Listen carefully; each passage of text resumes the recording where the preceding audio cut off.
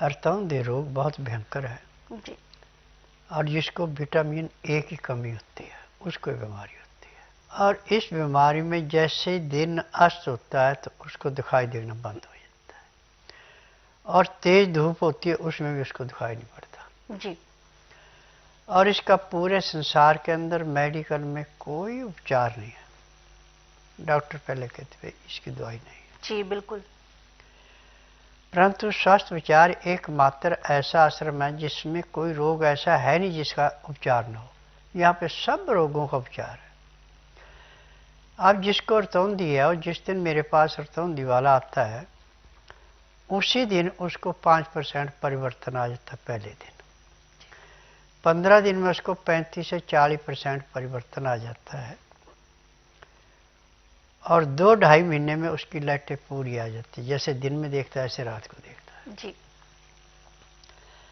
अब इसके लिए हमारे पास एक नहीं सैकड़ों नुस्खे हैं दवाइयों के।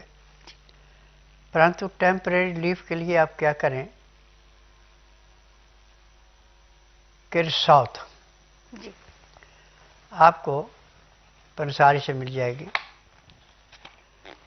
और साउथ 2 ग्राम ले लें और उसमें 1 ग्राम कपूर मिलाएं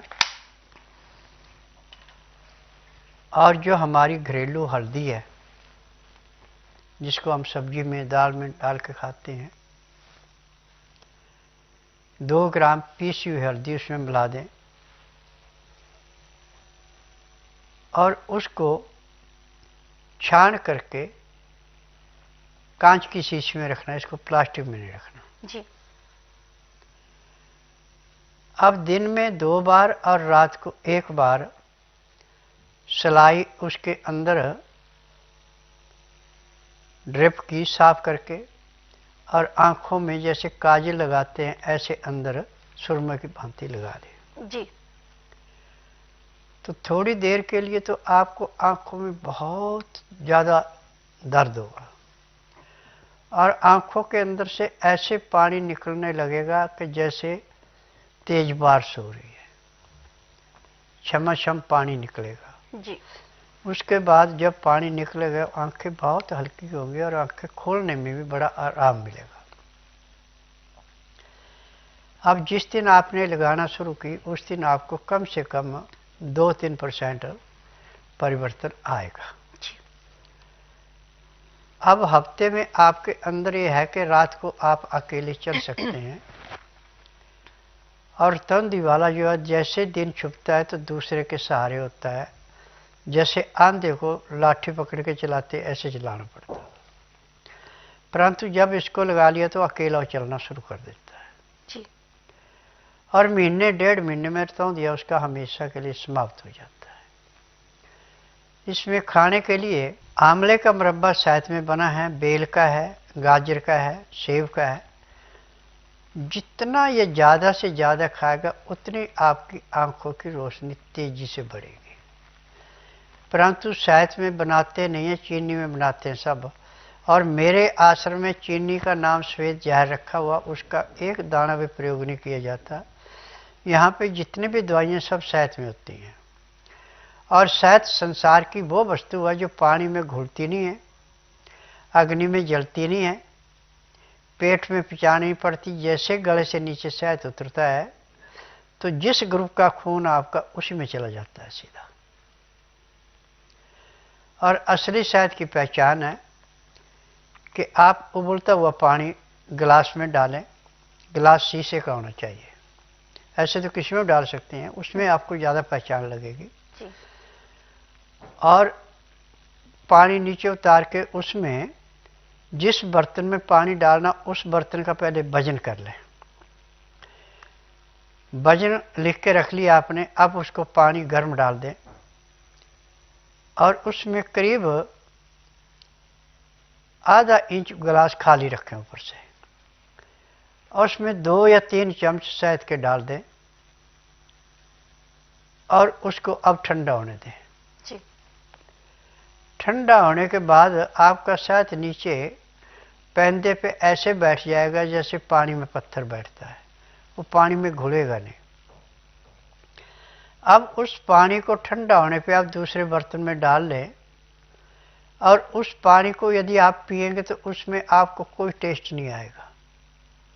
जो पानी का टेस्ट है वो ही आएगा, मीठे का नहीं आएगा। परंतु जब आप उस गिलास का वजन करेंगे तो जितना आपने शहद तोल के डाला उतना ही गिलास का वजन बढ़ेगा, न उससे 1 ग्राम कम होगा न 1 ग्राम फालतू होगा जी। यानी लिक्विड चीज में किसी में भी जब तक आप इसको हिलाएंगे नहीं, ये घुलता नहीं है, हिलाने के बाद घुलता है। और इसकी विशेषता है कि हर एक रोग को ऐसे चाटता है शहद जैसे दीमक लकड़ी को चाटती है।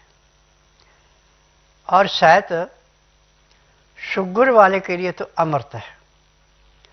1 चम्मच हल्दी 4 चम्मच शहद में मिला के सुबह दोपहर शाम को 3 टाइम देते हैं तो जिसकी शुगर 400 साढ़े 400 रहती है, जिस दिन आप शहद देंगे उसी दिन आपकी 25 से 30 यूनिट कम हो जाएगी। और महीने 1.5 महीने में 90-140 जो चाहिए वही रहेगी। परंतु शर्त है कि आपने चीनी बिल्कुल नहीं खानी। बिना मसाले का गुड़ खा सकते हैं, उससे आपकी शुगर नहीं बढ़ेगी।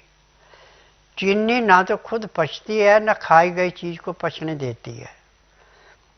और मैदे की चीजें, तली हुई चीजें, छना हुआ आटा, धुली हुई दालें, छिली हुई सब्जियां, इनसे परहेज करना पड़ेगा। छिलके वाली सब्जियां, छिलके वाली दालें, चोकर वाला आटा आदि आप खाते हैं और खाना खाते समय 2 गिलास गर्म पानी, लहसुन प्याज अदरक का रस मिला के पीते हैं तो जब तक आपके शरीर में सांस है तब तक ना आपको कोई रोग होगा और ना ही आपको किसी डॉक्टर हकीम के पास जाने की जरूरत पड़ेगी। क्योंकि जब लीवर पचाएगा नहीं, पैंक्री इंसुलिन नहीं बनाएगी, पित्ते में तेजाब पड़ेगा, खाया पिया पेट में सड़ेगा और सड़ा हुआ गुर्दे पे जाके ऐसे बैठेगा जैसे खड़े पानी पे काई जमती है। फिर वहाँ से थोड़ा बहुत खून यदि गुर्दे ने बना के दिया भी है तो उसको तिली स्वीकार नहीं करेगी, टट्टी के रास्ते फेंक देगी जी। फिर आपको रोगों की बढ़ोतरी होगी।